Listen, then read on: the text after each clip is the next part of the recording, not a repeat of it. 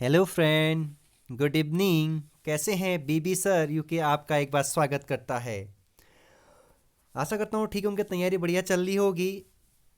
आंध्र ऐतिहासिक काल episode number 5 Uttarakhand इतिहास में, और आंध्र ऐतिहासिक काल का पार्ट 2 है ये। देखिए, जहाँ मैं कल आपको छोड़ करके गया था वहीं से आज आगे हम आंध्र ऐतिहासिक काल को पढ़ते हैं। तो ज़्यादा बातचीत नहीं, सीधे स्टडी। प्रमुख मंदिर जो हमें आंध्र ऐतिहासिक काल के बारे में जानकारी देंगे, जाखन देवी मंदिर। बड़ा ही खूबसूरत मंदिर है, कभी देखने जरूर जाइए। अल्मोड़ा के जाखन देवी मंदिर से यक्षों के निवास की पुष्टि, यक्षों जातियों की निवास की पुष्टि आपका जाखन देवी मंदिर। कई बार सवाल पूछा गया है, जाखन देवी मंदिर कहाँ है, उत्तराखंड में और कौन से डिस्ट्रिक्ट में है? अल्मोड़ा, जो आपका 1891 में आपका ज़िला बनता है, और साथ में नैनीताल एक ज़िला बनता है। दो जिलों एक साथ बनते हैं। इसके बाद आंध्र ऐतिहासिक काल के बारे में जानकारी। बेनीनाग मंदिर पिथौरागढ़ का। पिथौरागढ़ के बेनीनाग मंदिर से कुमाऊं क्षेत्र में नाग जातियों की पुष्टि की जाती है।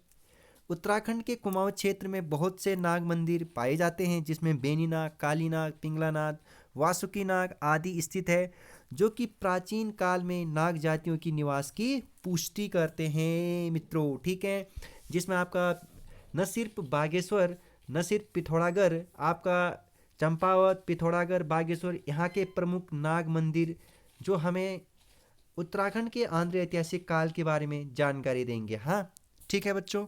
इसके बाद हम जाते हैं प्रमुख लेख के बारे में। अब देखिए, प्रमुख लेख बहुत इंपॉर्टेंट होने वाला है। ये प्रमुख लेख यहाँ से सवाल पूछा गया है कई बार। राज्य के कई स्थानों से अनेक प्रकार के शिलालेख, मंदिर मैंने बता दिया आपको, जिसमें गुहा भित्ति पहले आप पढ़ चुके हो, ईंट लेख, मूर्ति पिटिका, त्रिशूल लेख थोड़ी देर में आने वाला है। इसके बाद भी लेख है, मुद्राएं मिली है, जिसके बारे में, शासकों के बारे में जानकारी मिलेगी। ठीक है, आप देखते हैं सबसे पहले हम कालसी शिलालेख। कौन सा मित्रों? कालसी शिलालेख। सॉरी बच्चों। कालसी शिलालेख। कालसी शिलालेख से हमें क्या जानकारी मिलती है? कालसी शिलालेख अशोक ने 257 ईस्वी पूर्व स्थापित किया था, कालसी नामक स्थान देहरादून में। ठीक है, कहाँ है ये कालसी नामक स्थान? देहरादून में, जो आपका टॉन्स और यमुना नदी के संगम पर स्थित है बच्चों। किस नदी के संगम पर? टॉन्स और यमुना और दून में ये क्षेत्र पड़ता है बच्चों। आपको पता है यमुना नदी उत्तरकाशी के यमुनोत्री कांठा से निकलती है, और टॉन्स नदी आपका हिमाचल, न सिर्फ ये हिमाचल से निकलती है, जबकि दो नदियों, आपको पता होगा, रुपिन और सुपिन का संगम है ये। ठीक है, आपको याद रखना है टॉन्स। यह अभिलेख पाली भाषा एवं ब्राह्मी लिपि में लिखा गया है। काफ़ी बार पूछा गया सवाल है कि कालसी शिलालेख किस भाषा में लिखा गया है। जो इसकी कालसी की जो अभिलेख की भाषा है वो पाली एवं ब्राह्मी में लिखी गई है। इसके बाद आपको याद रखना है, इस अभिलेख में अशोक ने आखिर क्या बताया है, आखिर क्या बताना चाह रहा है। अशोक द्वारा यह घोषणा की गई है कि उसने अपने राज्य में हर मनुष्य व पशुओं की चिकित्सा की व्यवस्था कर दी है। उन्होंने अभिलेख में ये कहा है कि हर मनुष्य व पशुओं की चिकित्सक की व्यवस्था कर दी है। साथ ही साथ इसमें लोगों से हिंसा त्यागने तथा अहिंसा को अपनाने की बात की गई है। ठीक है, ये बात आपको याद रखना है। न सिर्फ ये काल से अभिलेख ये जानकारी देती है हमें, साथ में मौर्य साम्राज्य का यहाँ तक आपका विस्तार रहा होगा, इसकी भी जानकारी हमें देती है ये अभिलेख। ठीक, इसके बाद आपको यहाँ याद रखना है, यहाँ के निवासियों को पुलिंद कहा गया है इस अभिलेख में, और इस क्षेत्र को अपरांत कहा गया है। इस क्षेत्र को, आपको ये पॉइंट भी इम्पोर्टेंट है कि अशोक के कालसी अभिलेख में यहाँ के निवासियों को किस नाम से पुकारा गया है। जो टॉन्स और यमुना के आसपास के क्षेत्र है पुलिंद, और इस क्षेत्र को आपका अपरांत कहा गया है। ये बात आपको याद रखने हैं। ठीक है बच्चों। इसके बाद तो दूसरा शिलालेख हमें मिला है, वो राजकुमारी ईश्वरा का लाखा मंडल शिलालेख मिला है। बहुत ज़्यादा इंपॉर्टेंट। पहला पॉइंट तो यही कि लाखा मंडल कहाँ है। लाखा मंडल आपका देहरादून में है। ठीक, और राजकुमारी ईश्वरा का शिलालेख मिला है बच्चों यहाँ से। ठीक, आप हमारे टेलीग्राम से जुड़ सकते हैं इन कंप्लीट नोट्स के लिए। देहरादून के जौनसार बाबर स्थित लाखामंडल से राजकुमारी ईश्वरा का शिलालेख प्राप्त हुआ है। यहाँ से बच्चों एक लाखामंडल से ईश्वरा का शिलालेख प्राप्त हुआ है। राजकुमारी ईश्वरा का पिता का नाम भास्कर वर्मन था। आपको ये पूछा जा सकता है कि जो ईश्वरा थी उसको किसकी बेटी थी, तो भास्कर वर्मन की। ठीक है। इनके पति जालंधर के राजकुमार चंद्रगुप्त थे। इनकी शादी जालंधर के राजकुमार चंद्रगुप्त से हुआ था, आपको याद रखना है। इस शिलालेख से क्या जानकारी मिलती है? इस शिलालेख से हमें ये जानकारी मिलती है कि ये क्षेत्र जो लाखामंडल का क्षेत्र हुआ, यदुवंश यादवों का राज था बल, ऐसा इस लाखामंडल से हमें जानकारी मिलते हैं बच्चों। ठीक है।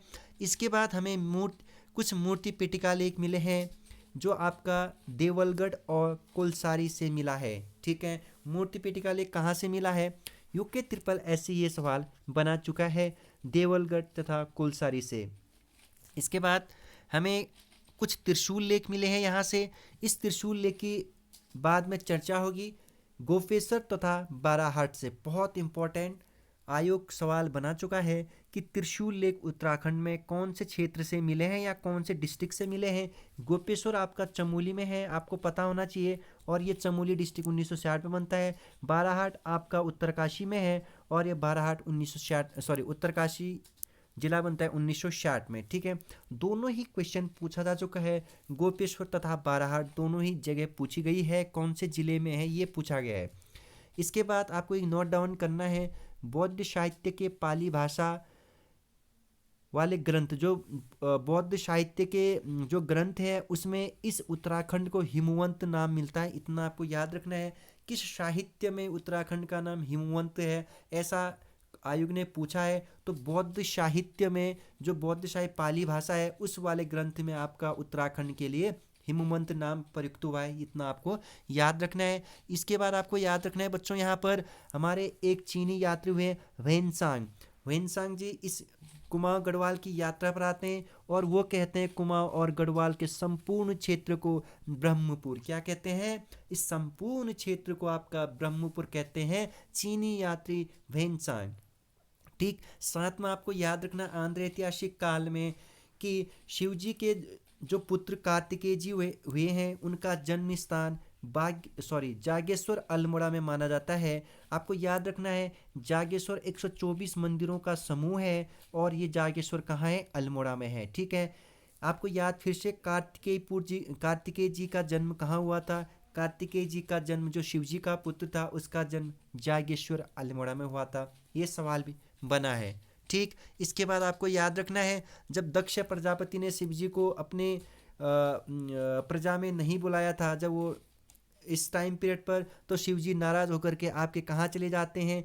जागेश्वर, और यहीं पर वो क्या करने लग जाते हैं? तपस्या करने लग जाते हैं। ये भी काफ़ी इंपॉर्टेंट पॉइंट है कि शिवजी ने उत्तराखंड में तपस्या कहाँ की थी? जागेश्वर अल्मोड़ा में की थी। ठीक है। ये बात आपको याद रखना है बच्चों। ठीक। इसके बाद हम पढ़ेंगे उत्तराखंड के कुमाऊं और गढ़वाल नामों की उत्पत्ति। बहुत मज़ा आने वाला है और बहुत इंपॉर्टेंट फैक्ट है ये। कॉन्सेप्ट क्लियर करते हुए जाएंगे और पढ़ते जाएंगे। उत्तराखंड में 2 मंडल हुए, कुमाऊं मंडल और गढ़वाल मंडल। ठीक। आपको पता है कुमाऊं मंडल में 6 जिले और गढ़वाल मंडल में 7 जिले। आपको ये भी याद रखना है कि आखिर क्या ये कुमाऊं पहले से या अभी से कुमाऊं था, या प्राचीन काल से सीधे कुमाऊं नाम? गढ़वाल क्या अभी का नाम है या पहले भी इसे गढ़वाल कहा जाता था? मैंने इससे पहले आपको बताया है कि आखिर कुमाऊं कैसे कुर्म से कुमाऊं बना, गढ़वाल कैसे केदारखंड से गढ़वाल बना, और आपको आज बताता हूँ मैं आपको आखिर कुमाऊं और गढ़वाल नामों की उत्पत्ति कैसे हुई, इतिहासकार क्या कहते हैं। ठीक। अब देखिए बच्चों, मैं कल आपको कुछ पुराण पढ़ा रहा था। पुराणों की संख्या कितनी? 18। कितनी है बच्चों? 18। सबसे बड़ा पुराण स्कंद पुराण। कौन सा पुराण था बच्चों? स्कंद था ना। ठीक। इस स्कंद पुराण के 2 भाग आपको याद रखने हैं जिस पर उत्तराखंड की चर्चा हुई है। स्कंद पुराण में 2 उत्तराखंड की चर्चा हुई है, जिस पर आपको एक आपका केदारखंड की चर्चा हुई है, एक आपका मानस खंड की चर्चा हुई है। स्कंद पुराण में आपको पता है टोटल 5 हिमालयी राज्यों की चर्चा हुई है, जिसमें से 2 आपके उत्तराखंड के भी चर्चा हुई है। एक का नाम केदारखंड, एक का नाम मानसखंड।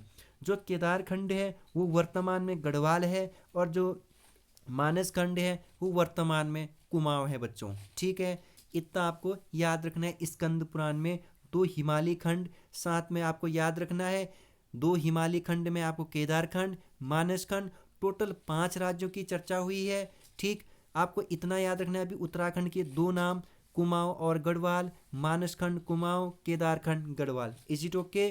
अब हम पढ़ेंगे कुमाऊं आखिर कैसे हुआ। ठीक है, आपको याद रखना है प्राचीन काल में चंपावत में एक क्रांतेश्वर पर्वत हुआ करता था बच्चों। कौन सा पर्वत हुआ करता था? क्रांतेश्वर पर्वत। इस क्रांतेश्वर पर्वत पर भगवान विष्णु जी का कच्छप अवतार हुआ बच्चों। क्या अवतार हुआ? भगवान जी का कच्छप अवतार। और जो निरंतर लगातार 3 वर्षों तक तप करते रहा यहाँ। उसके बाद इस जो ये क्रांतेश्वर पर्वत है बच्चों, इस क्रांतेश्वर पर्वत के जो ये पूर्वी भाग है, उस पूर्वी भाग में एक चंपावती नदी भी बहती है। ठीक, विष्णु भगवान जी का कच्छप अवतार हुआ इस पहाड़ी पर, और इस पहाड़ी पर जैसे ही भगवान का अवतार हुआ वहीं आपका कहलाया कुर्म अवतार। ठीक है, फिर धीरे धीरे आगे चल करके ये कुर्मांचल होते गया कुमाऊं, फिर कुर्मांचल से कुमाऊं होते गया। ठीक है, कुर्मांचल कुमाऊं। आपको याद रखना है प्राचीन काल में सिर्फ चंपावत वाले रीजन को ही आपका कुमाऊं कहा जाता, कुमाऊं कहा जाता था। इसके बाद आधुनिक में इस कुमाऊं में आपका लगभग आपका ये पूरा जो उत्तराखंड के 6 जिले हैं, उस 6 जिले को इस कुमाऊं मंडल में शामिल किया गया है। कुमाऊं मंडल बनता है आपका 1854 में बच्चों। कुमाऊं मंडल की स्थापना कब होती है? 1854 में। ठीक, इसलिए इस आधुनिक कुमाऊं में आपका 6 जिले स्थापित है। ठीक, आपको याद रखना है। इसके बाद आपको ले जाता हूँ गढ़वाल नाम की उत्पत्ति कैसे हुई। देखिए, सबसे पहले तो आपको याद रखना है बच्चों गढ़। हमारे पहाड़ी में गढ़ मीन्स होता है किले। पहाड़ी किले को क्या कहा जाता है? गढ़। ठीक है, आपको कुछ समय के बाद मैं 52 के 52 गढ़ पढ़ाऊँगा। मैंने साथ में रिवीजन क्लास जो पढ़ाई है उत्तराखंड इतिहास का, उसको ज़रूर देखिएगा, वहाँ पर भी इनकी चर्चा हुई है। जब 1515 में अजयपाल द्वारा इस जो गढ़वाल में 52 गढ़ थे ना बच्चों, ये टोटल गढ़ों को आपका अजयपाल ने जीत लिया था। जो गढ़वाल का 37वें नंबर का शासक था, जो एक महान योद्धा जिसे गढ़वाल का अशोक भी कहा गया है। ठीक, इन्होंने 52 गढ़ों को जीता।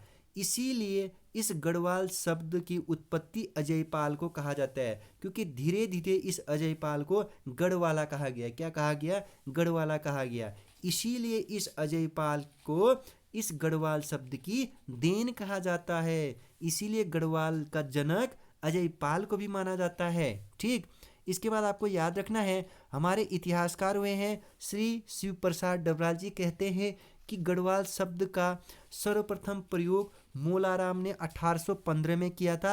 यह डबराल जी के अनुसार है। इस सवाल को भी यूके ट्रिपल एससी पूछ चुका है। ठीक है, ये वाला भी बहुत इंपॉर्टेंट है कि सर्वप्रथम किस व्यक्ति ने या किसके कहने पर, या आप कह सकते हो डॉक्टर शिव प्रसाद जी कहते हैं कि गढ़वाल शब्द का सर्वप्रथम प्रयोग किसने किया था? मोलाराम, जो एक चित्रकार था। 1815 में उन्होंने ये शब्द प्रयोग किया था। आपको साथ में याद रखना है कि गढ़वाल मंडल की स्थापना या गढ़वाल मंडल कब बनाया जाता है? आपका 1969 में गढ़वाल मंडल बनता है दोस्तों। ठीक है, अगर आपने पहली वाली वीडियो नहीं देखी है मेरी उत्तराखंड इतिहास को कैसे समझे, जब तक आप पहली वीडियो को नहीं देखोगे तब तक ये क्लास समझ में नहीं आएगी। जो हमारे नए नए उत्तराखंड के नए नए नौजवान हैं, तो पहले आप क्या करिए, उत्तराखंड का सबसे पहले वीडियो देखिए, उत्तराखंड इतिहास कैसे समझें, उसको मैंने बढ़िया तरीके से आपका फ्रेमवर्क किया है। सबसे पहले उस वीडियो को देखिए, तब जाकर के क्रम वाइज इस 5 वीडियो को 1 2 3 4 इनको क्रम वाइज देखिए। आज हमने क्या पढ़ा बच्चों? आखिर मैंने आंध्र ऐतिहासिक काल की चर्चाएं की। आखिर और जानकारी हमें किस किस से मिलती है उनके बारे में चर्चा की।